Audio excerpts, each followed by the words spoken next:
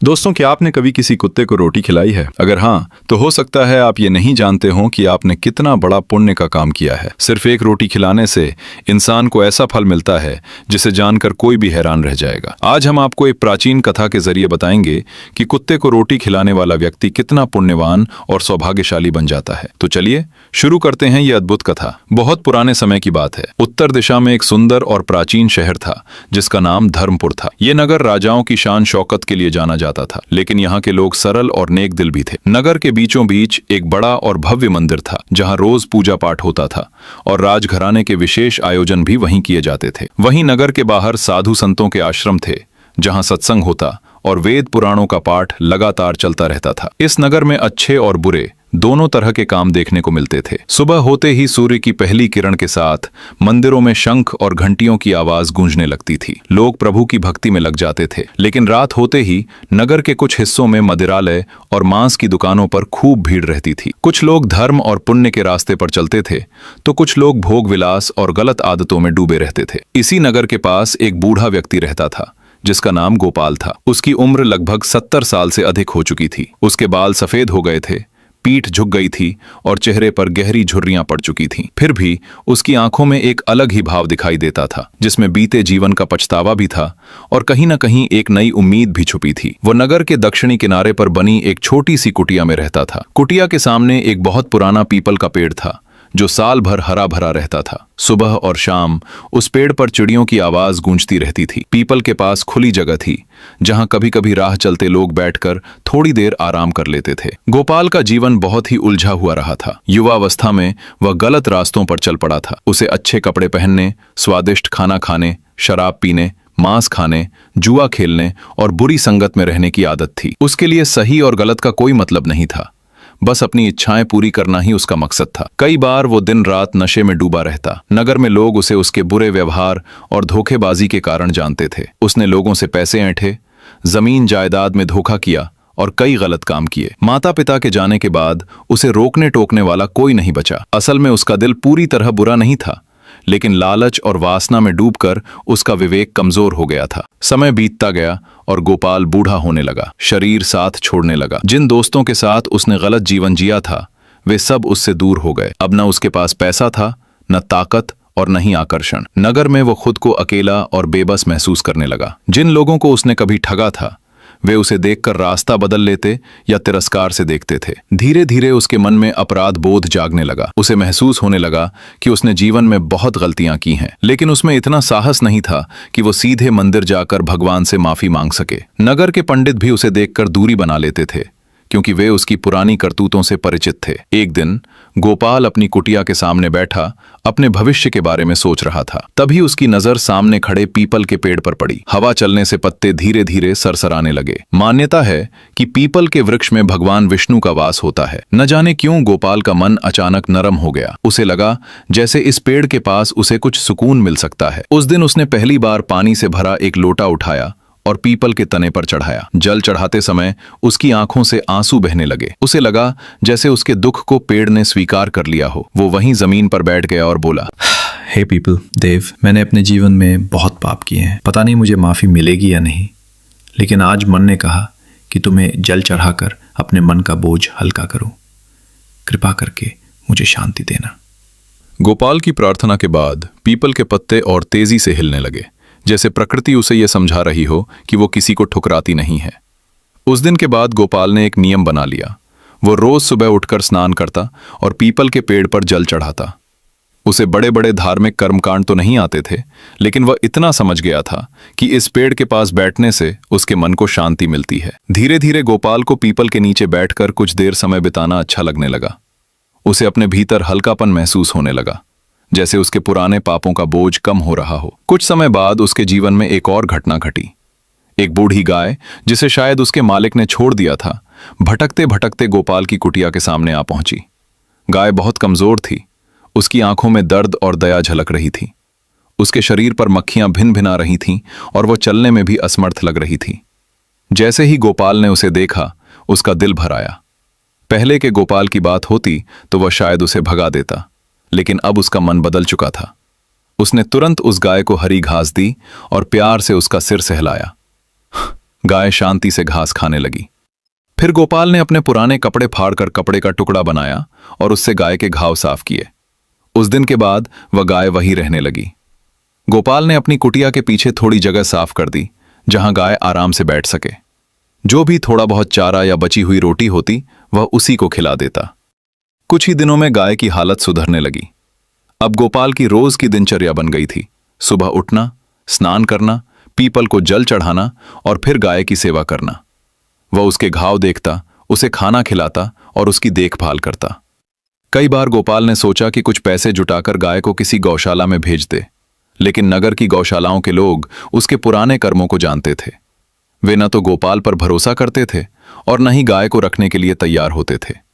तब गोपाल ने मन ही मन तय कर लिया कि अब यही गाय उसका सहारा होगी। उसकी सेवा करके ही वह अपने जीवन में थोड़ा पुण्य कमाएगा। समय के साथ एक और जीव गोपाल के जीवन में आ गया। वह था एक दुबला पतला भूरा कुत्ता। वह भी काफी समय से भटक रहा था। उम्र ज्यादा नहीं थी, लेकिन हालत बहुत खराब थी। उसके शरीर पर कई जगह जख्म थे। वह गलियों में घूमता रहता, कभी कूड़े में से कुछ खाने की कोशिश करता और कभी लोगों के फेंके हुए टुकड़े उठा लेता। शायद कभी उसका भी कोई मालिक रहा होगा, लेकिन अब उसे कोई अपनाने वाला नहीं था। एक शाम वह कुत्ता गोपाल की कुटिया के सामने आकर रुक गया। उस समय गोपाल अपनी गाय को चारा खिला रहा था। तभी एक भूखा कुत्ता वहां आकर खड़ा हो गया। उसकी आंखों में भूख साफ दिखाई दे रही थी और वह टकटकी लगाए गोपाल को देखने लगा। यह देखकर गोपाल का दिल भर आया। उसने अपने पास बची हुई रोटी निकाली और कुत्ते के सामने रख दी।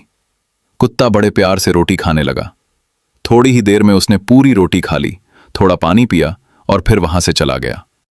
उस दिन के बाद वह कुत्ता रोज शाम को गोपाल की कुटिया के सामने आने लगा। गोपाल उसके लिए रोज रोटी रख देता और कभी कभी बची हुई सब्जी भी दे देता। कुत्ते को भी अब एक ठिकाना मिल गया था। इस तरह गोपाल, जो कभी पाप, हिंसा और गलत रास्तों पर चलने वाला इंसान था, अब अपने जीवन के अंतिम दिनों में गौ माता और कुत्ते के प्रति दया दिखाने वाला एक करुणामय व्यक्ति बन गया था। उसे महसूस होने लगा था कि उसका मन धीरे धीरे साफ और शांत होता जा रहा है। समय बीतता गया। सालों के साथ गोपाल का शरीर और कमजोर हो गया, लेकिन उसके मन में भगवान और धर्म के बारे में जानने की इच्छा बढ़ती चली गई। जब तक वो जीवित रहा, उसने रोज पीपल के पेड़ पर जल चढ़ाना नहीं छोड़ा, गाय की सेवा करना नहीं छोड़ा और उस भूखे कुत्ते को रोटी खिलाना भी नहीं छोड़ा। लेकिन इस संसार में हर किसी को एक दिन जाना ही होता है। एक दिन गोपाल अचानक बहुत बीमार पड़ गया। उसकी सांसें तेज तेज चलने लगीं और पूरा शरीर कांपने लगा। उसके पास उस समय कोई इंसान नहीं था। केवल वही गाय, वही कुत्ता और सामने खड़ा पीपल का पेड़ उसका साथ दे रहे थे। गोपाल की कोई संतान भी नहीं थी। वो अपने अंतिम पल गिन रहा था। रात का समय था। चारों ओर हल्की चांदनी फैली हुई थी। पीपल के पत्ते हल्की हवा में धीरे धीरे हिल रहे थे। गाय पास खड़ी होकर गोपाल को देख रही थी। उसकी आंखों में आंसू थे, जैसे वो समझ गई हो कि गोपाल का समय अब पूरा होने वाला है। कुत्ता भी कुटिया के दरवाजे पर शांत खड़ा था। उसकी पूंछ भी नहीं हिल रही थी, मानो वो मन ही मन प्रार्थना कर रहा हो। तभी गोपाल के मुंह से एक हल्की कराह निकली और कुछ ही पलों में उसकी सांसें थम गईं। वो इस दुनिया से विदा हो गया। जैसे ही गोपाल की मृत्यु हुई, चारों ओर उदासी छा गई। तभी अचानक आकाश से तेज रोशनी के साथ कुछ डरावनी आकृतियां नीचे उतरी। वे यमदूत थे, काले रंग के, भयानक चेहरे वाले और हाथों में फंदा लिए हुए। उन्होंने आते ही गोपाल की आत्मा को पकड़ लिया। गोपाल की आत्मा डर से कांप रही थी। कुत्ता जोर जोर से भौंकने लगा, लेकिन यमदूतों पर उसका कोई असर नहीं हुआ। जैसे ही यमदूत आत्मा को लेकर उड़ने लगे, गाय और कुत्ता दोनों बहुत दुखी हो गए। पीपल के पत्ते भी तेजी से हिलने लगे, मानो वो भी शोक प्रकट कर रहा हो। तभी एक चमत्कार हुआ। वो बूढ़ी गाय, जो अब तक चुप थी, बोल उठी। ये वही गोपाल है जिसने मेरी सेवा की थी, मेरी जान बचाई थी। ये पापी कैसे हो सकता है? ये तो बहुत दयालु था। गाय की बात सुनकर कुत्ता बोला, हाँ गौ माता, मुझे भी इसी की कुटिया में सहारा मिला था। ये मुझे रोज रोटी खिलाता था। लोग कहते हैं कि पहले ये गलत काम करता था, लेकिन अंत में इसका दिल बहुत साफ और दयालु हो गया था। पीपल के पत्ते सरसराते हुए बोले, मैं कई वर्षों से सब कुछ देख रहा हूं। गोपाल ने मेरे नीचे बैठकर अपने किए हुए पापों पर बहुत रोया है। उसने रोज मुझे जल चढ़ाया है। उसके मन में सच्चा बदलाव आ गया था। अब उसके पुराने पापों का अंत होना चाहिए, लेकिन फिर भी यमदूत उसे ले जा रहे हैं। ये सुनकर गाय चिंतित होकर बोली, हमें कुछ करना चाहिए। अगर गोपाल पहले पापी था भी, तो अंत समय में उसका मन पूरी तरह शुद्ध हो गया था। शायद यमराज को इसकी पूरी कहानी पता नहीं है। हमें यमलोक जाकर उन्हें सच्चाई बतानी चाहिए कि गोपाल ने जीवन के अंत में धर्म का मार्ग अपना लिया था। कुत्ते ने उत्साह से कहा, हाँ गौमाता, आप ठीक कहती हैं। हमें यमलोक जाकर यमराज से विनती करनी चाहिए कि वे गोपाल के पुण्य कर्मों को भी देखें। पीपल ने हल्की हवा के साथ मानो सहमति जताई और कहा, मैं तो इसी धरती पर स्थिर हूं, लेकिन मेरी चेतना हर लोक में जाती है। तुम दोनों यमलोक जा सकते हो। जाओ और यमराज को बताओ कि गोपाल की सेवाला, दया और पश्चाताप का फल उसे मिलना ही चाहिए। मेरे भीतर यमलोक जाने का एक गुप्त मार्ग है। उसी रास्ते से जाओ और गोपाल की आत्मा के लिए मुक्ति की प्रार्थना करो। ये सुनकर गाय ने श्रद्धा से पीपल को प्रणाम किया और कुत्ते को साथ लेकर आगे बढ़ गई। तभी पीपल के भीतर एक छुपा हुआ मार्ग दिखाई दिया। पहले गाय उस मार्ग में प्रवेश कर गई और उसके पीछे पीछे कुत्ता भी चल पड़ा। दोनों यमलोक की ओर निकल पड़े। उधर यमदूत गोपाल की आत्मा को लेकर एक भयानक रास्ते से जा रहे थे। चुप रहो पापी, तुम्हें वहीं ले जाया जा रहा है जहां तुम्हारे कर्मों का दंड मिलेगा। गोपाल ने करुण स्वर में कहा, मैं मानता हूं कि मैंने जीवन में बहुत पाप किए हैं, लेकिन मैंने अंत में प्रायश्चित भी किया था। यमदूत हंस पड़े और बोले, यह फैसला यमलोक में होगा। हम तो केवल आदेश का पालन कर रहे हैं। यमराज तय करेंगे कि तुम्हारे साथ क्या होगा। इसी बीच गाय और कुत्ता एक अनोखे लोक में पहुंच चुके थे। चारों ओर धुंध छाई हुई थी। थोड़ी दूर आगे बढ़ने पर एक विशाल और प्रकाश से भरा सभागृह दिखाई दिया। वहां एक सिंहासन पर धर्मराज यमराज विराजमान थे। उनके चेहरे पर तेज था, सिर पर मुकुट, शरीर पर पीले वस्त्र और गले में स्वर्ण आभूषण थे। उनका रूप ऐसा था कि वे एक ओर कठोर न्याय करने वाले लगते थे तो दूसरी ओर दयालु भी। उनके पास चित्रगुप्त खड़े थे, जो एक बड़ी पुस्तक में सभी प्राणियों के कर्मों का हिसाब लिख रहे थे। कुछ ही देर में यमदूत गोपाल की आत्मा को वहां ले आए। गोपाल घबराकर चारों ओर देखने लगा। वहां कई और आत्माएं भी खड़ी थीं, जिनका न्याय हो रहा था। अपने पुराने कर्म याद करके गोपाल डर से कांप उठा। तभी यमराज गंभीर स्वर में बोले, गोपाल, क्या तुम्हें पता है कि तुम्हें यहां क्यों लाया गया है? गोपाल हाथ जोड़कर बोला, हे यमराज, मैं जानता हूं कि मैंने अपने जीवन में बहुत गलत काम किए हैं। मैंने धोखा दिया, गलत संबंध बनाए, मांस और शराब का सेवन किया और कई लोगों को दुख पहुंचाया। मुझे डर है कि आप मुझे किसी भयानक नरक में भेज देंगे। यमराज ने भौहें चढ़ाईं और गंभीर स्वर में बोले, चित्रगुप्त, इसकी पूरी कर्म सूची पढ़कर सुनाओ। चित्रगुप्त ने अपनी मोटी किताब खोली और पढ़ना शुरू किया। गोपाल, पिता स्वर्गीय दामोदर, निवासी धर्मपुर। इस व्यक्ति ने अपने युवावस्था में कई गलत काम किए हैं। पहला पाप, इसने एक गर्भवती स्त्री के साथ बुरा व्यवहार किया, जिससे उसे बहुत कष्ट हुआ। दूसरा पाप, जुए की लत में पड़कर अपना धन तो गंवाया ही, साथ ही दूसरों को भी ठगा। तीसरा पाप, ये मांस खाने और शराब पीने का आदी रहा। चौथा पाप, इसने कई भोली स्त्रियों को धोखे से गलत संबंधों में फंसाया। पांचवां पाप, इसने निर्दोष व्यापारियों को डराकर उनसे धन वसूला। चित्रगुप्त एक एक कर पाप गिनाते जा रहे थे। गोपाल सिर झुकाए सब सुनता रहा। उसे लगने लगा कि अब उसका जाना नरक में तय है। तभी यमराज कठोर स्वर में बोले, गोपाल, तुम्हारे पाप बहुत भारी हैं। तुम्हें पहले रक्त से भरे कुंड में डाला जाएगा, फिर खौलते तेल की सजा मिलेगी और अंत में नुकीले पर्वत पर चलना होगा, ताकि तुम्हारे पापों का दंड पूरा हो सके। ये सुनते ही गोपाल फूट फूट कर रो पड़ा और हाथ जोड़कर बोला, हे धर्मराज, मैं मानता हूं कि मैंने बहुत बड़े पाप किए हैं, लेकिन मेरे अंतिम दिनों को भी देखिए। मैंने गौमाता की सेवा की, एक भूखे कुत्ते को रोज रोटी खिलाई और पीपल के पेड़ को प्रतिदिन जल चढ़ाया। क्या इन पुण्य कर्मों का कोई महत्व नहीं? यमराज ने चित्रगुप्त की ओर देखते हुए कहा, क्या इसके पुण्य कर्मों का भी कोई हिसाब है?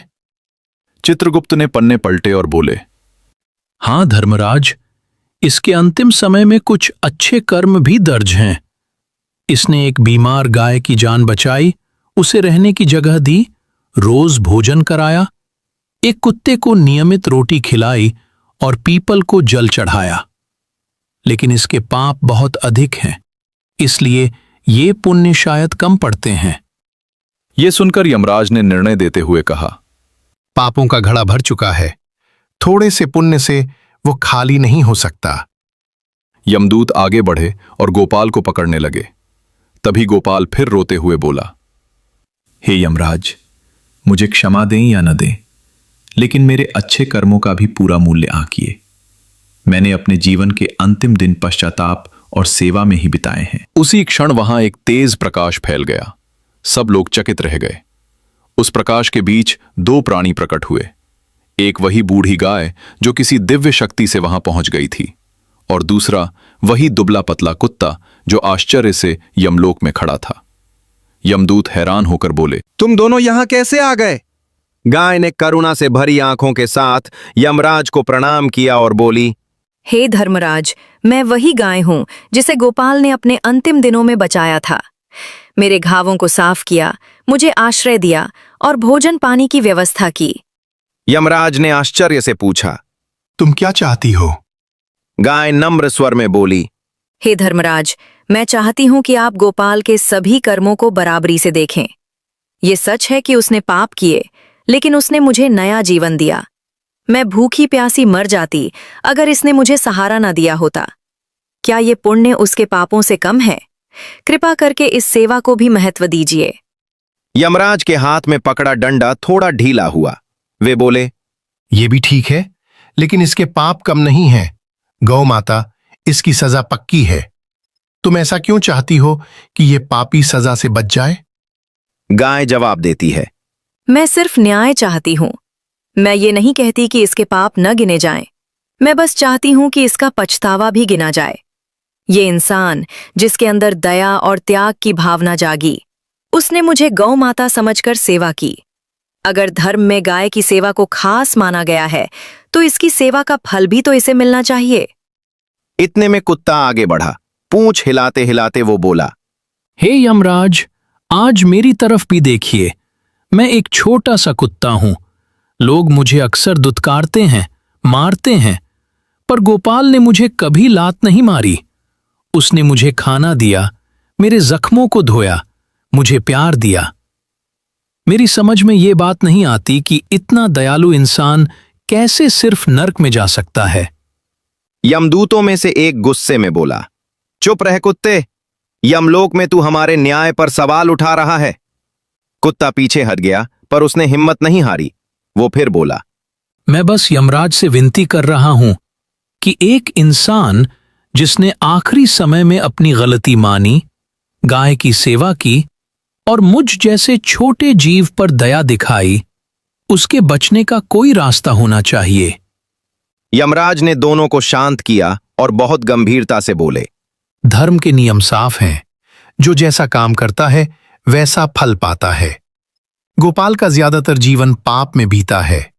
गाय की सेवा, कुत्ते को रोटी खिलाना और पीपल को पानी देना, ये उसके आखिरी दिनों में किए गए काम हैं। पर क्या ये इतने बड़े हैं कि उसके इतने भयंकर पापों को धो डालें? उसी समय एक बहुत ही पवित्र आवाज सुनाई देती है, हे यमराज, अगर सच्चे दिल से की गई भक्ति और पछतावा सच न होते, तो फिर दुनिया में बचने का कोई रास्ता न होता। ये आवाज थी देवर्षि नारद की। उनका आना एक तेज रोशनी के बीच हुआ।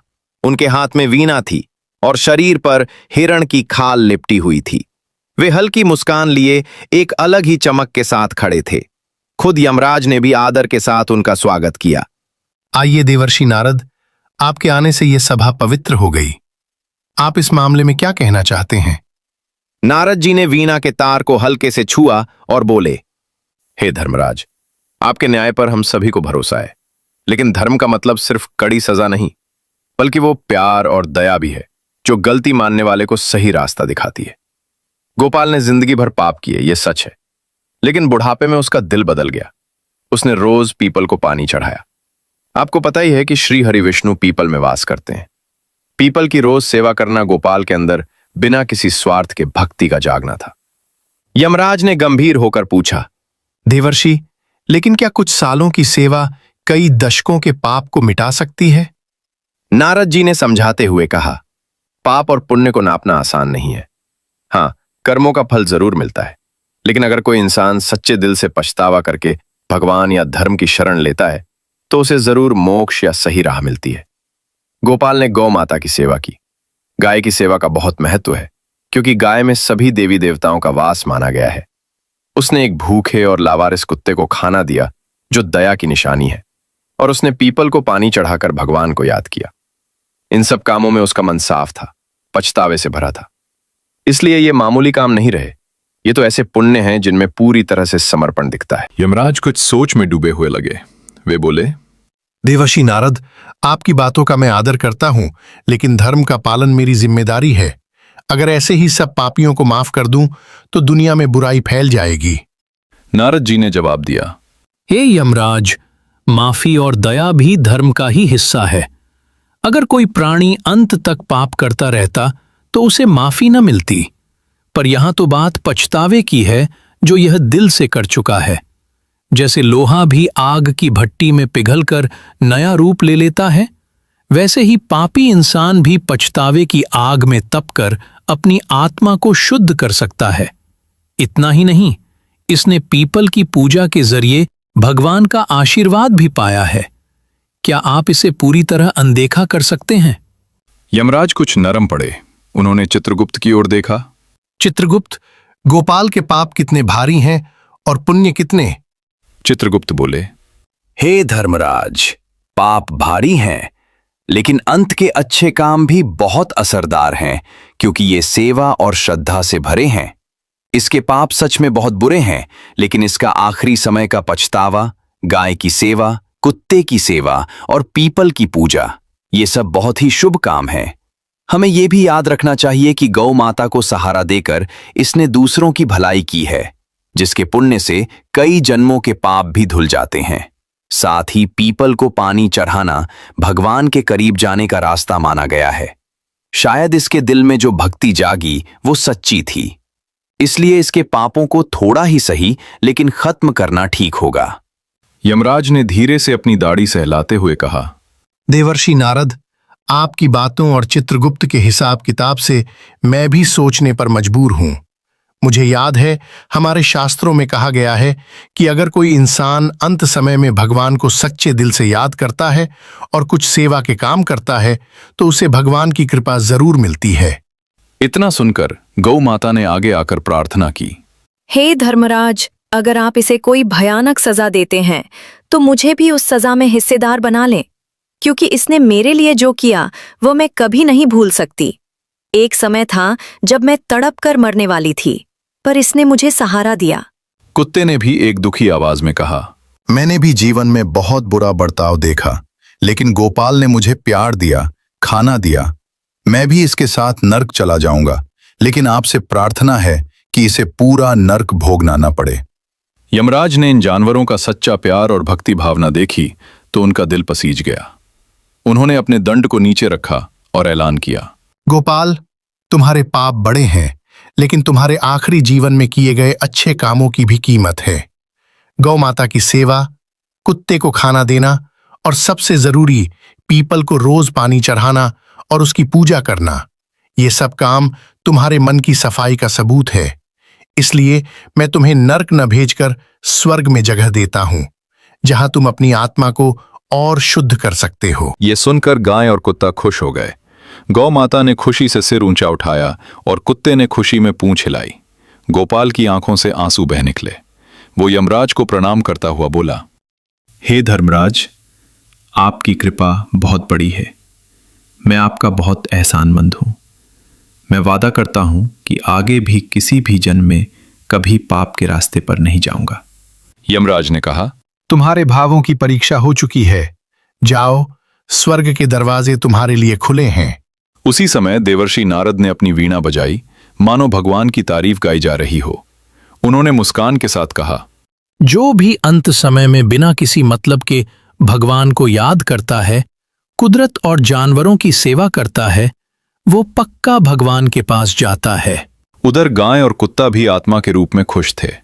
गौ माता बोली, हे कुत्ते, तुम देखो, धर्मराज ने हमारी बात सुनी और गोपाल को मुक्त कर दिया। ये उसी न्याय का सबूत है जिसे दुनिया में सबसे ऊपर माना जाता है। कुत्ते ने सहमति में सिर हिलाया। हाँ गौ माता, मैं भी बहुत खुश हूं कि हमने सच्चे दिल से जो सच कहा उसे यमराज ने माना। गोपाल ने हमारी सेवा की थी, हमें बचाया था।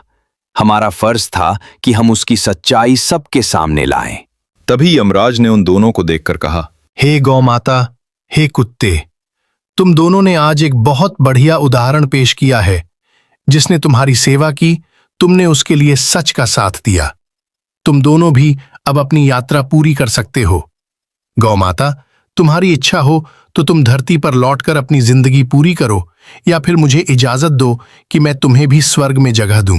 गाय ने विनम्रता से कहा, हे यमराज, मैं अब भी धरती पर अनेक दुख झेल रहे गायों के लिए हिम्मत बनना चाहती हूँ। मैंने इस इंसान से जो प्यार पाया उसे दूसरों तक पहुँचाना चाहती हूँ, इसलिए मैं वापस धरती पर जाना चाहती हूँ। कुत्ते को देखकर यमराज बोले, और तुम कुत्ते क्या चाहते हो? कुत्ते ने धीरे से कहा, हे धर्मराज, मैं भी धरती पर रहकर इंसान को याद दिलाना चाहता हूं कि अगर वे दया दिखाएं तो बदले में उन्हें सच्ची दोस्ती मिल सकती है। गोपाल ने मुझे रोटी खिलाकर इस सच को साबित किया कि इंसान अपने पापों को भी मिटा सकता है अगर उसके अंदर प्यार जाग जाए। मैं धरती पर लौटना चाहता हूं। इस तरह गोपाल की आत्मा को स्वर्ग का रास्ता मिल गया। गाय और कुत्ता वापस धरती पर लौट गए और वहां उनका सूक्ष्म रूप गोपाल की झोपड़ी के पास प्रकट हुआ। इधर पीपल ने भी अपने पत्तों की सरसराहट से खुशी जताई। उसे लगा मानो उसका रोज पानी देना बेकार नहीं गया। गोपाल के जीवन में जो बदलाव आया वो इसी पीपल की पूजा से हुआ था।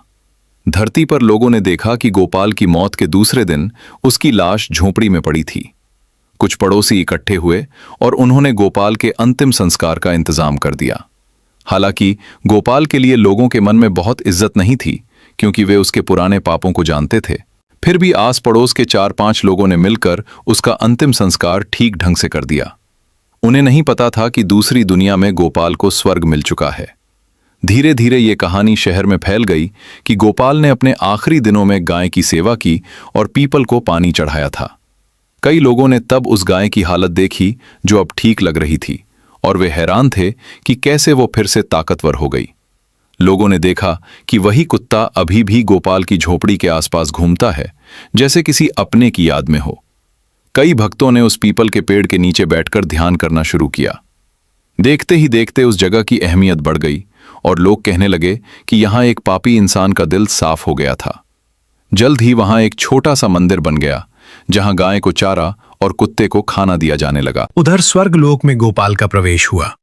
वहां की दिव्य रोशनी में उसकी आत्मा को नई शांति मिली। उसे देवताओं की सभा में ले जाया गया। गोपाल ने स्वर्ग की सुंदरता देखी, जहां चारों तरफ मीठा संगीत, फूलों की खुशबू और कलकल बहती नदियां थीं। एक बार उसे लगा कि क्या वो सच में इस जगह के लायक है। उसने तो जीवन भर पाप ही किए थे, पर अंत में पछतावा किया था।